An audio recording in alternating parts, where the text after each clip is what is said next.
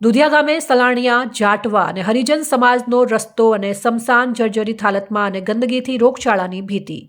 લીમખેડા તાલુકાના દુધિયા ગામે સ્મશાનની સ્થિતિ અત્યંત દયનીય બની છે.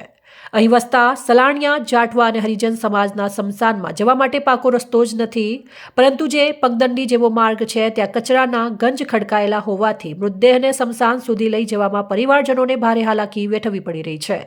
તંત્રની ઘોર બેદરકારીને કારણે આ પવિત્ર સ્થળની આસપાસ ગંદકીનું સામ્રાજ્ય છવાયું છે. દુધિયા ગામના સ્થાનિક રહીશોના જણાવ્યા અનુસાર દુધિયા ગામનો મોટાભાગનો કચરો આ સ્મશાનના માર્ગ પર જ ફેંકવામાં આવે છે.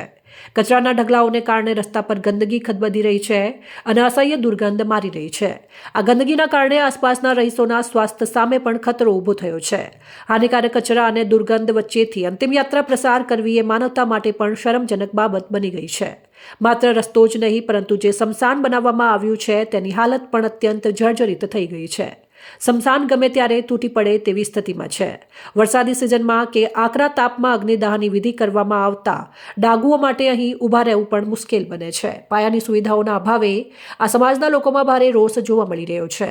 દુધિયા ગામના સલાણિયા સમાજ, જાટવા સમાજ અને હરિજન સમાજના અગ્રણીઓએ માંગ કરી છે કે સ્મશાનમાં જવા માટે તાત્કાલિક પાકો રસ્તો બનાવવામાં આવે અને રસ્તા ઉપર પડેલા કચરાના ઢગલાઓને હટાવી સાફ સફાઈ કરવામાં આવે તેવી લોક માંગ ઉઠી છે. રિપોર્ટર શ્રીકાંતભાઈ વોહનિયા, લીમખેડા.